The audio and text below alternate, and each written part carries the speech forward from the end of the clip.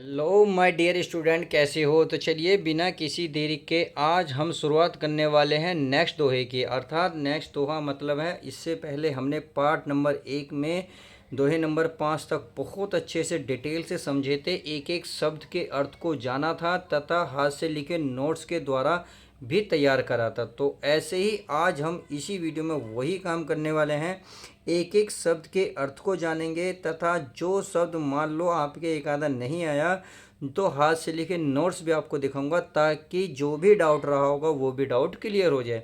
तो बिना किसी देरी के आज हम शुरुआत करने वाले हैं दोहे नंबर 6 से। तो हम आज इस पार्ट का एंड करेंगे, यानी कि पार्ट 1 और 2 में ये कंप्लीट हो जाएगा। मैंने डिस्क्रिप्शन में इसके लेखक कबीरदास जी का जीवन परिचय दे दिया है। यदि अभी तक आपने नहीं देखा या आपने नोट्स नहीं बनाया तो प्लीज़ बना लीजिएगा। तो चलिए तैयार करते हैं, अर्थात शुरुआत करते हैं। तो ये है आज पहला इसमें। कबीरा चित चमकिया चहु दिस्यु लागी लाई, हरे सुमिरन हाथू घड़ा बेगे लहू बुझाई। देखिए कह रहा कबीरा चित, यानी कि कबीर जी कह रहे हैं, कबीरदास जी कह रहे हैं चित माने हृदय, चमकिया यानी कि चमक गया, यानी कि कबीरदास जी कह रहे हैं मेरा हृदय चमक गया है। अब किससे चमका, इन्होंने कोई बल्ब तो नहीं लगाया, ये कह रहे मेरे हृदय में जो है उजाला हो गया है। चहु दिशाएं यानी कि चारों दिशाओं में लागी लाई, लाई माने होता है देखिए प्यारे बच्चों आग, यानी कि चारों दिशाओं में आग लग गई है। कहने का मतलब ये है, कबीर जी कह रहे हैं कि ईश्वर ने मुझे ज्ञान प्रकाश ऐसा दिया है कि मेरे अंदर का जितना भी अंधकार था वो सब मिट गया है, चारों ओर उजाला हो गया है। हरि सुमिरन हाथू घड़ा, ये कह रहे हरि माने ईश्वर के स्मरण का घड़ा मैंने हाथ में ले लिया है। बेगे लहू बुझाई, और मैंने क्या करा है आग बुझा ली है, यानी कि मेरे अंदर जो वासना थी संसार रूपी जाल सा उससे मुक्त उपाय मैंने ढूंढ लिया है। यानी कि ईश्वर आप कह सकते हैं ईश्वर का स्मरण है, ईश्वर का स्मरण के द्वारा ही भौतिक दुखों से मैंने मुक्ति पा ली है। कहने का मतलब है अगर मोटा मोटा ध्यान से देखा जाए तो ये कबीरदास जी कह रहे हैं कि उनके हृदय में जो है ना ज्ञान की ज्योति फैल गई है, जिसके कारण उनके चारों ओर जो विषय वासना थी, यानी कि विषय वासना की जो आग लगी हुई थी, अब वह मेरे पास जो है स्मरण रूपी घड़ा आ गया है, वो मेरे पास ख़त्म हो गई है। अर्थात संसार जाल जो था उससे मैं मुक्त हो गया हूँ। समझ में आ गई? चलिए अगर थोड़ा बहुत डाउट रहा होगा तो प्लीज़ हाथ से लेके नोट्स को देख लेते हैं, सब कुछ क्लियर हो जाएगा। तो ये रहा आपका पहला। इसमें देखिए कबीरा चित, यानी कि शुरू के दो शब्द लिखने, फिर डेड डैश करने के बाद आपको दो शब्द लास्ट के लिख देने। फिर आपका संदर्भ प्रस्तुत, प्रस्तुत में देखिए छोटी ई की मात्रा चलिए साकी हमारी पाठ्य पुस्तक के काव्य खंड के साकी पाठ से लिया गया है, इसके लेखक कबीरदास जी हैं। अगर मैं प्रसंग की बात करूं तो प्रस्तुत ये है आपका, प्रस्तुत साकी में कबीर ने संसार के दुखों से मुक्ति पाने का एकमात्र उपाय ईश्वर का स्मरण बताया है। यानी कि आपको अगर संसार के सारे दुखों से मुक्ति पानी है तो आपको स्मरण को याद करना होगा आपको ईश्वर को याद करना होगा। अब चलिए व्याख्या को देख लेते हैं, फिर आगे देखते हैं। अगर मैं व्याख्या की बात करूं तो चलिए व्याख्या में क्या है, ये कहना है कबीरदास जी कहते हैं कि उनके हृदय में ज्ञान ज्योति फैल गई है, जिसके कारण उन्हें संसार ने चारों ओर विषय वासनाओं की आग लगी हुई है दिखाई दे रही है, यानी कि विषय वासना की आग लगी हुई दिखाई दे रही है। अब हमारे पास जो है ईश्वर का स्मरण रूपी घड़ा है, अर्थात सांसारिक जाल से मुक्ति का एकमात्र उपाय ईश्वर का स्मरण है। ईश्वर स्मरण के द्वारा ही भौतिक दुखों, ये डबल मात्रा चढ़ गई, भौतिक दुखों से मुक्ति पाई जा सकती है। समझ में आ गई? अगर मैं काव्य के सौंदर्य की बात करूं तो काव्य के सौंदर्य में देखिए भाषा सदुक्कड़ी, छंद दोहा, गुण प्रसाद, रस शांत और अलंकार रूपक और अनुप्रास। समझ में आ गई? तो चलिए अब नेक्स्ट देखते हैं। चलिए अब नंबर 7 देखते हैं, अर्थात नंबर 7 हमारा क्या कह रहा है उसको देख लेते हैं। ये कह रहा है अंज झड़ियाँ झाई पड़ी पंत निहारी निहारी, जीव झड़ियाँ झाला पड़िया, राम पुकारी पुकारी। इसका मतलब है, देखिए एक एक शब्द को जानिएगा। ये क्या कह रहा है, ये कह रहा अंज झड़ियाँ झाई पड़ी, यानी कि आंखों के नीचे झाइयाँ पड़ गई हैं। पंत निहारी निहारी, पंत माने होता रास्ता, निहारी यानी कि वाट देखते देखते, रास्ते को निहारते निहारते, रास्ते पर निगाहें टकटकी लगाए पढ़ते पढ़ते मेरी आंखों के नीचे झाइयाँ पड़ गई हैं। जी पड़िया छला पड़िया, राम पुकारी पुकारी, यानी कि मेरे जीव में छाले पड़ गए हैं। यानी कि कब, जब उन्होंने राम का नाम पुकारते पुकारते पुकारा है, अर्थात राम का नाम पुकारते पुकारते मेरे जीव में छाले पड़ गए हैं। उम्मीद है अच्छे से समझ में आ गया होगा। तो चलिए हाथ से लिखे नोट्स के द्वारा भी अच्छे से समझते हैं। तो आपको शुरू के दो शब्द, लास्ट के दो शब्द बीच में डैश डैश कर देना है। देखिए संदर्भ में प्रस्तुत, ये प्रस्तुत ऐसे रहेगा। प्रस्तुत साखी हमारी पाठ्य पुस्तक के काव्य खंड के साखी से लिया गया है। इसके लेखक कबीरदास जी हैं। सही है। प्रसंग में प्रस्तुत साखी में संत कबीरदास ने विहर को व्याकुल दुख को दर्शाया है। गलत हो गया, दर्शाया ऐसे लिखा जाएगा। सही है। अब चलते हैं व्याख्या में। कबीर जी कहते हैं कि परमात्मा रूपी प्रीतम की राह देखते देखते मेरी आंखें इतनी थक गई हैं, यानी कि आंखें थक गई हैं, आंखों में झुर्रियाँ पड़ गई हैं आंखों के नीचे, कि अब उनके सामने अंधेरा छाने लगा है और उनका नाम पुकारते पुकारते जी में छाले पड़ गए हैं। अर्थात मेरी परेशानी दिन प्रतिदिन बढ़ती जा रही है, परंतु अभी तक परमात्मा ने मुझे दर्शन नहीं दिए हैं। मैं निरंतर उनके नाम को पुकार रहा हूँ, परंतु उन्होंने मुझ पर अभी तक कृपा नहीं की है। समझ में आ गया। तो चलिए अब इनके क्या देख लेते हैं। काव्य के सौंदर्य, भाषा सदुक्कड़ी, छंद दोहा, गुण प्रसाद, शान और अलंकार अनुप्रास अलंकार। चलिए नेक्स्ट देखते हैं। चलिए नेक्स्ट देख लेते हैं। ये नेक्स्ट क्या कह रहा है, झूठे सुख को सुख कहे, मानत है मनमोद, जगत चबेना काल का, कछु मुख में कछु गोद। देखिए झूठे सुख को, यानी कि जो ये मानव है, झूठा जो सुख है उसे ही देखकर सुख कहता है। सुख अर्थात मानता है। मानत है मनमोद, मानत है मान रहा है, मन मोद यानी कि मन के अंदर ही अंदर प्रसन्न हो रहा है, मन मान रहा है कि जो ये झूठा सुख है यही सच्चा सुख है। कहने का मतलब है जो भौतिक संसाधन है के उपयोग में सच्चा सुख ढूंढता है, जबकि यह क्या है, एक नश्वर है, संपूर्ण खत्म होना है। जगत चबेना काल का, यानी कि जगत माने संसार, संपूर्ण जगत यानी कि संपूर्ण जगत या संपूर्ण संसार काल का चबेना है। कुछ मुख में कुछ गोद में, यानी कि कुछ मुख में है और कुछ गोद में। कहने का मतलब है इसने कुछ चबेने को अपने मुख में रखा हुआ है और तथा कुछ को नष्ट करने के लिए गोद में समेटे हुए है, अर्थात गोद में ले रखा है। उम्मीद है समझ में आया होगा। चलिए हाथ से लिखे नोट्स के द्वारा भी अच्छे से समझते हैं। तो आठवां ये रहा, झूठे सुख, फिर डड्डे है, फिर कुछ गोद। फिर आपको संदर्भ प्रस्तुत क्या करना है। प्रस्तुत साखी हमारी पाठ्य पुस्तक के काव्य खंड के साखी पाठ से लिया गया। इसके लेखक कबीरदास हैं। चलिए संदर्भ हो गया। अब प्रसंग देख लेते हैं। प्रसंग में है प्रस्तुत, ये मात्रा थोड़ी गलती होगी। प्रस्तुत साखी में कबीरदास ने सांसारिक सुख व वस्तुओं को नश्वर बताया। अर्थात व्याख्या देखते हैं। कबीरदास जी कहते हैं कि यह जीवन रूपी संसार नश्वर है। अर्थात जो जीवन रूपी संसार है वो नष्ट है, यानी कि सब खत्म होना है, नश्वर है। लेकिन फिर भी मनुष्य भौतिक सुख साधनों के उपयोग को ही सच्चा सुख मानता है। यह संपूर्ण संसार मृत्यु का चना है, जिसको वह निरंतर चबा कर समाप्त कर देगा। इसने कुछ चबेने यानी कि चना को अपने मुख में रखा हुआ है तथा कुछ को नष्ट करने के लिए गोद में समेटे हुआ है। समझ में आ गया। अब चलिए इसका देख लेते हैं काव्य का सौंदर्य। अगर मैं काव्य का सौंदर्य की बात करूं तो भाषा, छंद, गुण, प्रसाद सब एक ही है। अलंकार, अनुप्रास तथा रूपक अलंकार। अच्छा बात है, समझ में आ रहा है तो फटाफट वीडियो को लाइक कर दो। अब चलिए नेक्स्ट देखते हैं।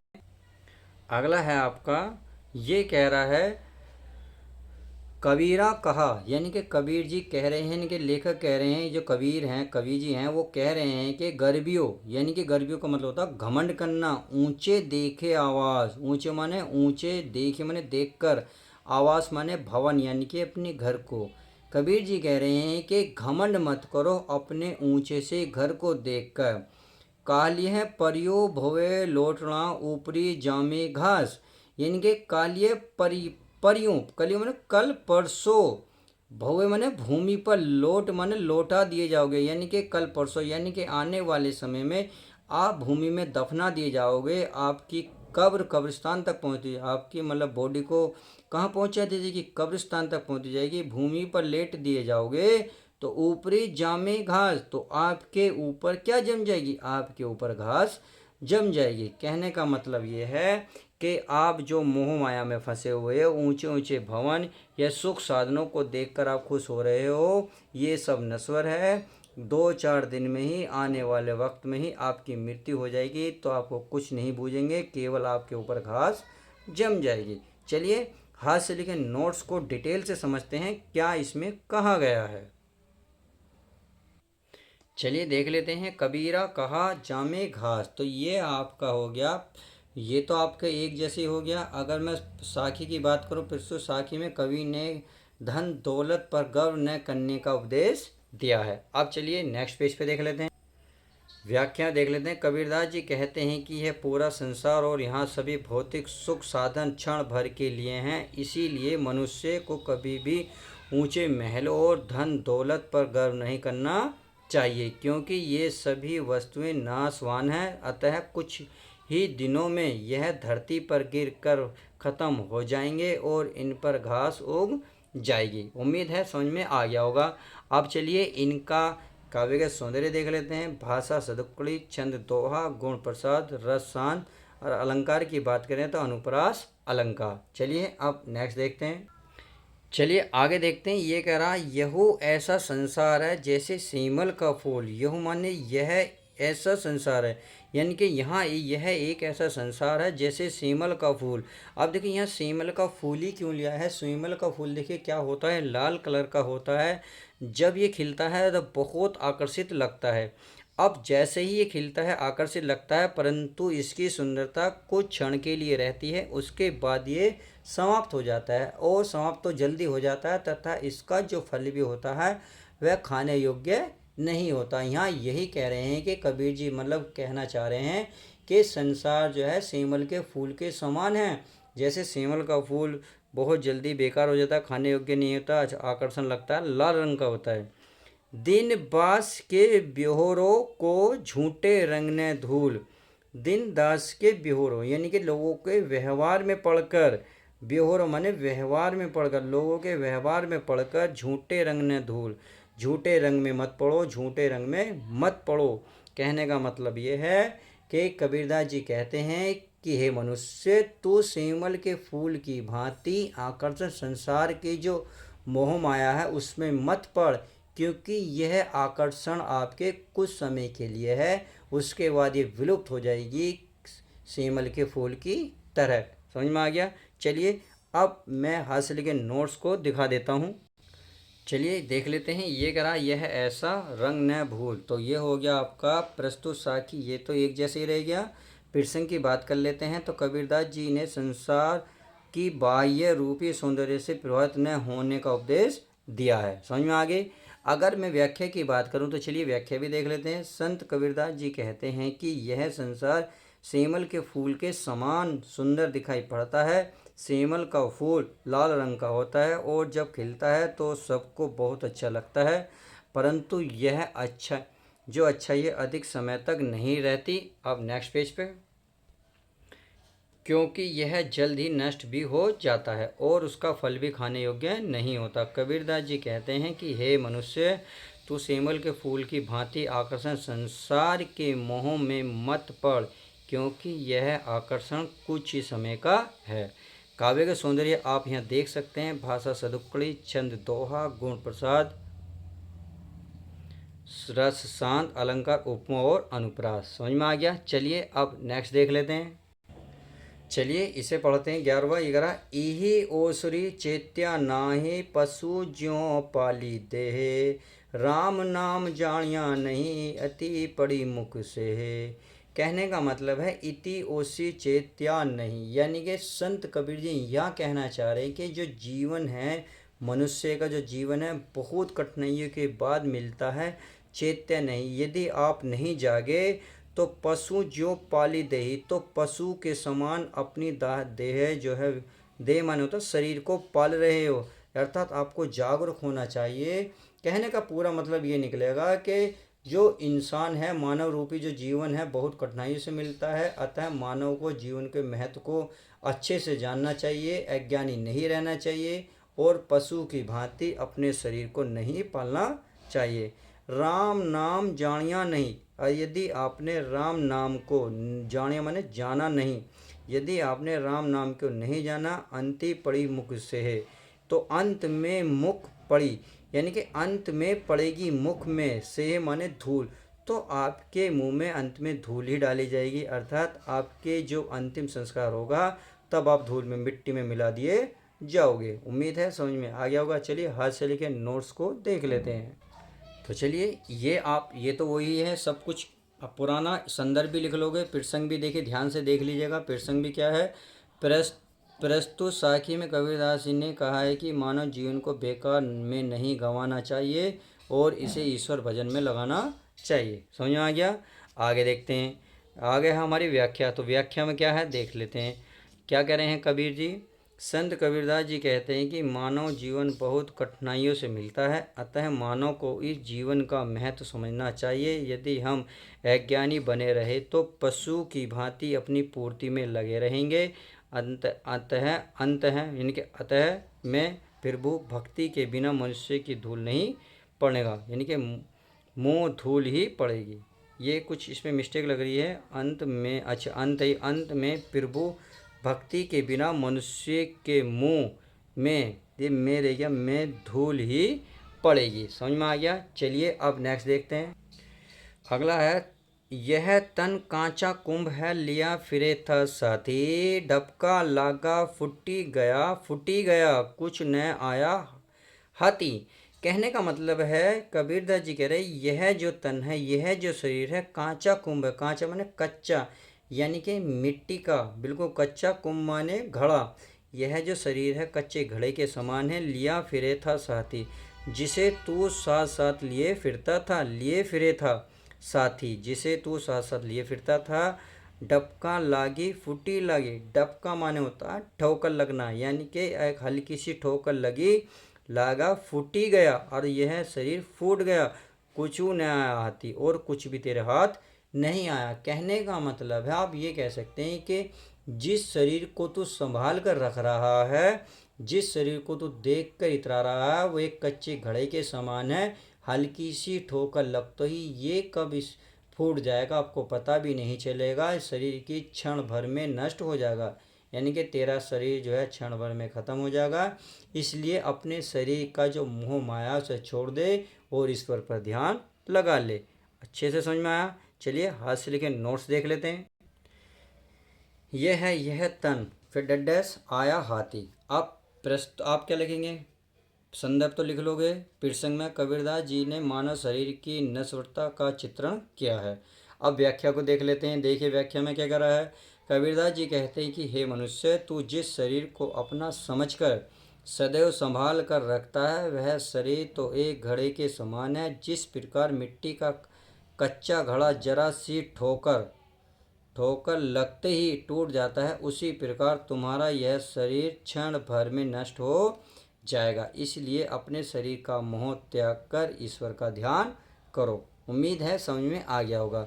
अब चलिए काव्य के सौंदर्य देख लेते हैं। भाषा सदुक्कड़ी, छंद दोहा, गुण प्रसाद, अगर मैं रस की बात करूँ तो शांत, अलंकार है रूपक अलंकार। चलिए लास्ट देख लेते हैं। अब देखिए लास्ट है आपका, कबीरा कहा गबरियो, यानी कि कबीर जी कह रहे हैं कि गबरियो घमंड मत करो, देही देखी सुरंग, यानी कि देही माने होता शरीर देखकर, सुरंग माने होता सुंदरता, यानी कि अपने शरीर की सुंदरता देखकर आप जो है आज घमंड मत करो, यानी कि अच्छे सी जो देही तुम्हें दे रखी है, जो शरीर है, उसे देखकर आप घमंड मत करो, क्योंकि ये नश्वर है, ये कभी भी समाप्त हो जाएगा। बिछड़िया मिललो नहीं। अगर ये शरीर बिछड़ गया, इनके बिछड़ गया, जो मिल गया, बिछड़ गया, मिलियो नहीं, मिलबो नहीं, तो ये अब फिर कभी नहीं मिलेगा। जिस प्रकार, जो माने जिस प्रकार कांचली भुवंग, कांचली भुवंग माने सांप की जो कांचली होती है, सांप को फिर वो कभी नहीं मिलती। उम्मीद है अच्छे से समझ में आया। चलिए हाथ से लेकर नोट्स और देख लेते हैं ताकि आपको बहुत अच्छे से क्लियर हो जाए। तो ये है कबीरा कहा कांचली भुवंग। तो चलिए संदर्भ आपका एक जैसे ही रहेगा। अगर मैं प्रसंग की बात करूं तो कबीरदास जी ने मनुष्य को अपने शरीर पर गर्व न करने का उपदेश दिया है। अब बात कर लेते हैं व्याख्या की। चलिए व्याख्या को डिटेल में पढ़ते हैं, समझते हैं क्या हमारी व्याख्या में कह रहा है।